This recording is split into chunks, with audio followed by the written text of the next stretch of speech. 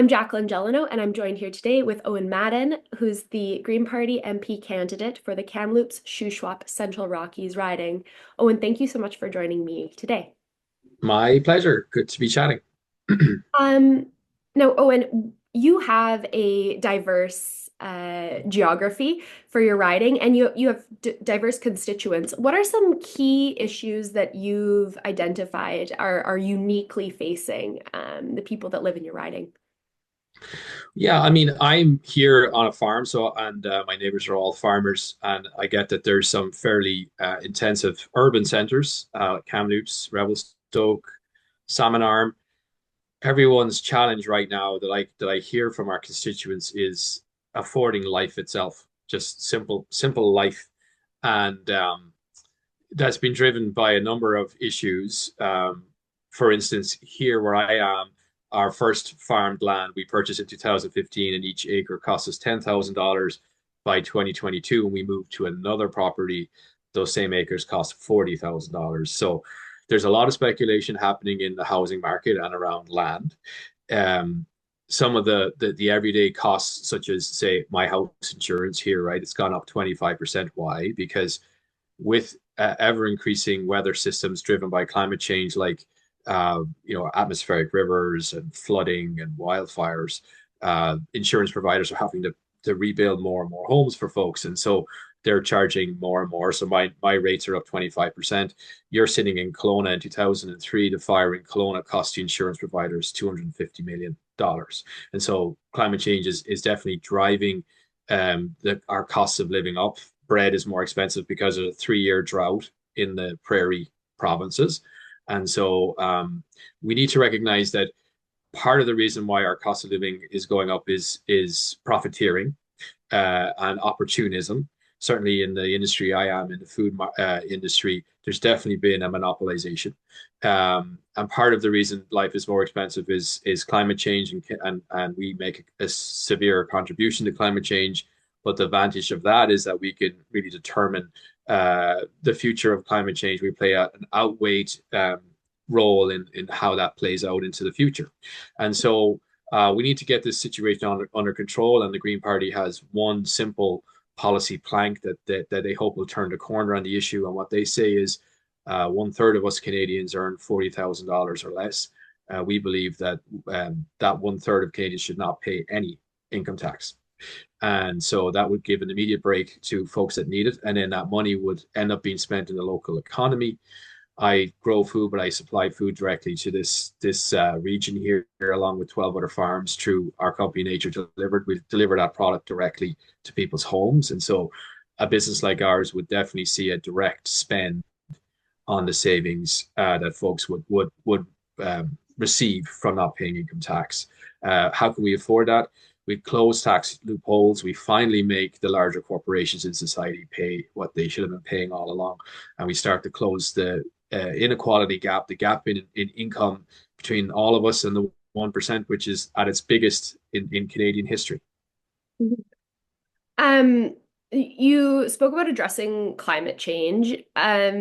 What specific measures would you use or would you advocate for if elected to mitigate the effects of climate change on your constituents? Keeping in mind that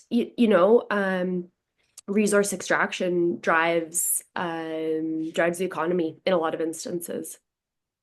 Well, yeah, I mean, the resource extraction industry is about the same size as the tourism industry in Canada, right? So it's not the only, I mean, oil, gas, and coal, they're not the only economic driver in the nation. However, a lot of employment is generated by that industry. I don't doubt that.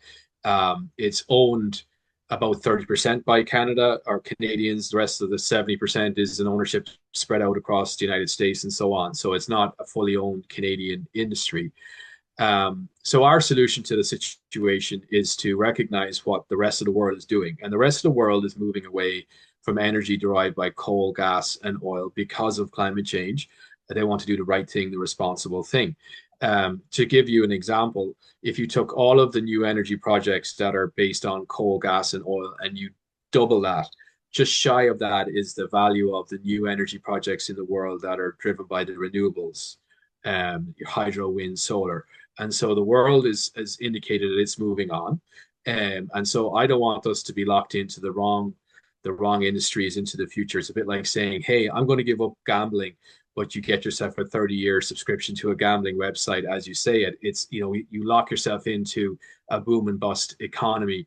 The good news is when you make that transition to green jobs, um, the greener economy, it generates lots of jobs. A simple example is we have to retrofit a lot of our homes to make them more energy efficient. That's a huge job generator. We believe in a nation building project to link up the west and the east of the country with electricity grid because power is the electron moving forward, not burning fossil fuels. And so um, it's an opportunity that the Green Party is eager to seize. The other parties are either denying the reality of our scenario or they want to make incremental change and say, hey, we can build out these pipelines and send it oil from west to east, whilst ignoring the fact that Quebec doesn't want that to happen at all, and whilst also dealing with climate change. We don't buy into that psychology. We say we have enough respect for oil, gas, and coal workers to say the future isn't oil, gas, or coal, and so let's transition together to energy jobs. We support a very strong energy industry. It's just what type of energy are we talking about here? And for us, it's the clean type. As a farmer, you have a unique perspective, particularly with the tariffs that have been, imposed by on both sides of the border, initially by Donald Trump, and now we're in a bit of a trade war. What kind of farming do you do? Have you been impacted by this directly? So our farm is a vegetable farm. Mhm. I will be impacted by the tariffs around the sourcing of the seeds that we purchase, which is a very large cost for us. Mhm. We grow a diversity of vegetables, and the seed companies tend to be a mix of American and Canadian. Um, and so we will be impacted in that way. However, in this valley, 80% of the land that we farm is actually farmed by my neighboring dairy farmers. And those folks make a good living, which in farming is not easy. Uh, they sink millions of dollars into developing their farming operations. And so they've got guts, they've got nerves of steel. Why I'm raising that community in this interview, we've heard the Trump administration talk about our protected dairy industry as an example of, I guess, a tariff, if you will, that we've put in place. And there's going to be a lot of horse trading, I suspect, between the United States and Canada as we try to resolve our tariff situation. And my job will be, if I'm elected, it would be to stand in Ottawa and say, hands off our dairy farmers. Mhm. We're not allowing our market to be a wash of American cheap dairy. And protecting eggs, protecting our dairy supply is in the interests of the farming community. And we're not going to trade that away. It could get traded away in the shuffle when we talk about trying to save automobile jobs and steel jobs. Farmers are not going to be the fall guys if I'm allowed into Ottawa. Can you explain just very briefly sort of the quota system for both dairy and eggs and how it um, helps support farmers in your region and why it's so important to, or in your mind, is it important to preserve? And yeah, what exactly would you be advocating for there, just for people who aren't familiar? Yeah, yeah. Well, unfortunately, I don't farm dairy and I don't farm eggs, and so I can't pretend to be a complete expert on it. But what I do know is that my farm here, we've spent quite a bit to develop it. But we go in, we plow up the ground, we put some seeds in, and we get some water on it, and we have an output. If you want to develop a barn that farms enough eggs or enough dairy milk to be a viable family farming operation, it's millions. And you have to go and you have to find those millions and you have to spend those millions. People often misinterpret the Canadian farmer as anything other than a business enterprise spending big money and taking big risk. With climate change, of course, those risks are increasing every single year too. And so if you don't have a quota system, you don't have any sort of guarantee that you're going to end up anywhere but in debt. And so if I were proposing to get into that industry and to develop an egg farm or a dairy farm without the protections of the quota, there's no way I could take on millions of dollars of cost to build it out, right? So um, it works for the farmers. It's a critical supply that we all need as a society, and it's just amazing to hear how often it's referenced by the Trump administration, and I can feel how nervous that's making my neighbors. I'm a sensitive guy in some ways, and I can feel the energy shifting locally. And so I just want my neighbors to know, and the dairy farmers of the riding to know that I'm with them and that I'm willing to fight that fight. Mhm. Absolutely. Yeah, thank you for that answer. So shifting a little bit to, and you mentioned affordability, shifting to people who aren't necessarily farmers, who are living in urban centers. Affordability is also an issue for them. Cost of living is really high. The cost of housing is really high. What would you be advocating for to ensure your constituents are properly housed, and are able to continue to afford that? Like all of the political parties are going to say the no-brainer, right? We need to build more affordable homes. I think that's common across, maybe not the PPC, but it's common across the other parties. The thing about the Green Party is that we've seen how affordable homes become unaffordable. And so we're advocating for a covenant on the land title itself, which locks in the value of that property according to an index that says it will always remain affordable. A big challenge we have in the housing market is speculation. And so we've dealt with that here as we've watched the cost of our own farmable land increase fourfold in a 7-year period. So there's a lot of people benefiting financially from the human right to have a roof over your head. As a result, the income gap in Canada has never been greater. So 1% of Canadians own 26% of our wealth. And a lot of that wealth is the land and the homes that we all need to either farm or live in. And so the Green Party wants to ensure that speculators can no longer profiteer off our need to have a home, and then ensure that those homes remain affordable once they're built, um, for the duration of the structure's life. Um, as regards cost of living, 1/3 of Canadians earn $40,000 or less, and so we wish to give them a complete income tax break so that they can spend their money in the local economy, which is where they would spend it. Mhm. Um, and then to sort of like recognize that, hey, unfortunately, if we continue to depend on fossil fuel extraction and watch those emissions go into the atmosphere as the fossil fuels are burned, we're just going to increase the cost of everyday life. Mhm. Mhm. Um, uh, oh, sorry. That's Um, okay. my dog was just barking. Um, it's according to the most recent polling numbers, it's unlikely that the Green Party is going to win the overall federal election. Um, True. so what would you do if the Green Party is not elected, but you're elected as the MP, to make sure you continue to advocate for the people in your community?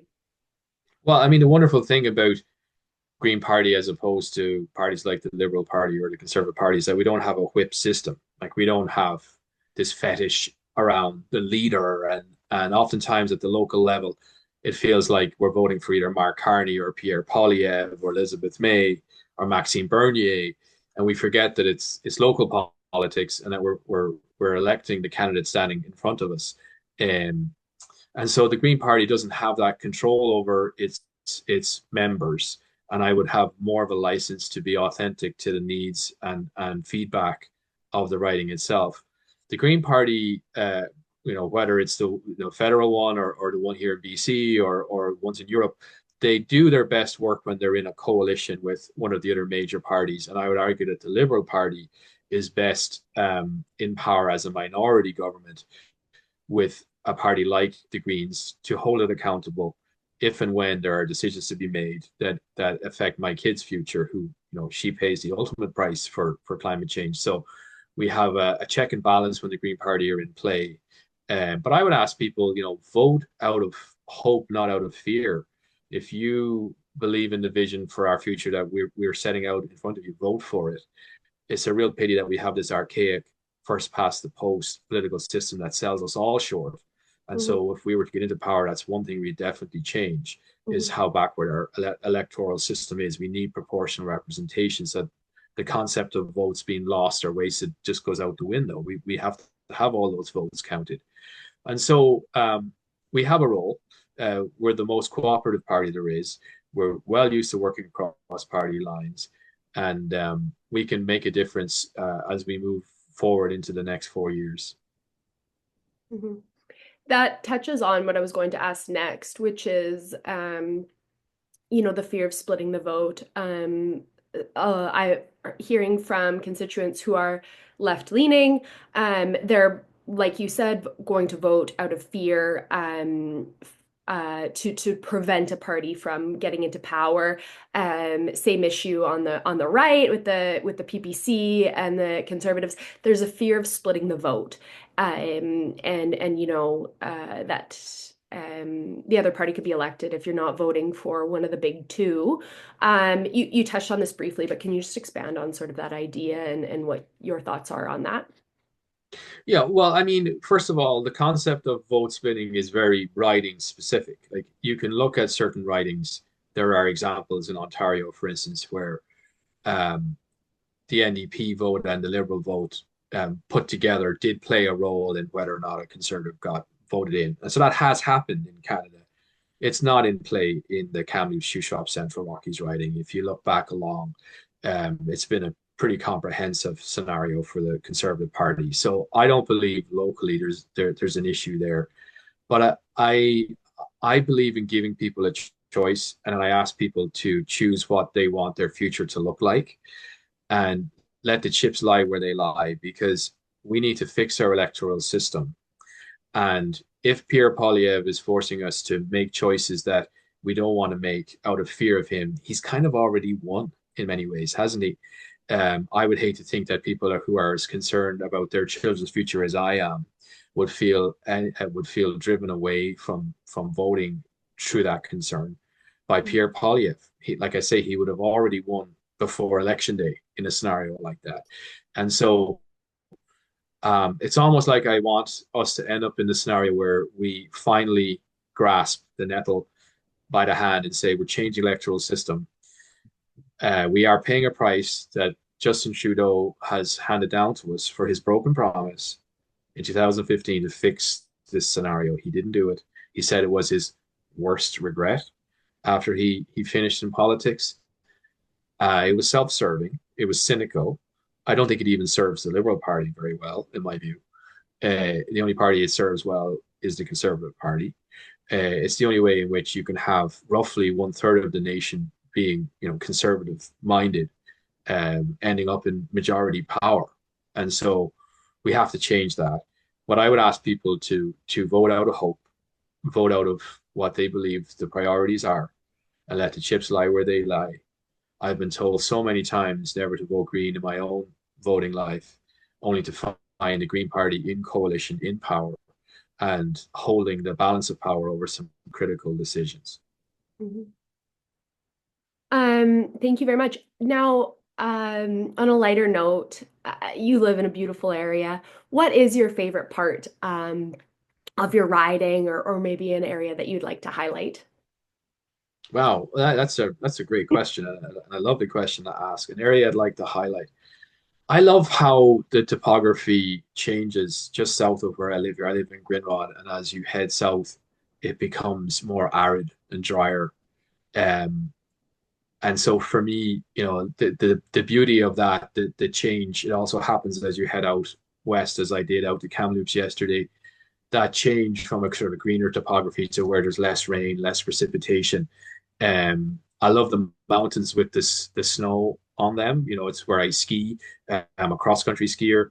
I have seen less and less snow days, ski days with each winter, and so it's sort of a bittersweet love I have for skiing or for our mountain resorts. such as Silver Star, which is not in our riding, but is to say that even large hills here where I ski, is to say that I really hope that we have that into our future, and my child can enjoy that. She's 4. I want her to ski locally, and so as we increase our emissions into the atmosphere, as we warm up the atmosphere, we're going to have a snow line that recedes up our mountains, and that's the most beautiful thing about here, but it's also it's in some ways the most threatened part of being here. Well, thank you so much for joining me here today. I really appreciate it. No problem. Best of luck. Talk to you soon. Thank you.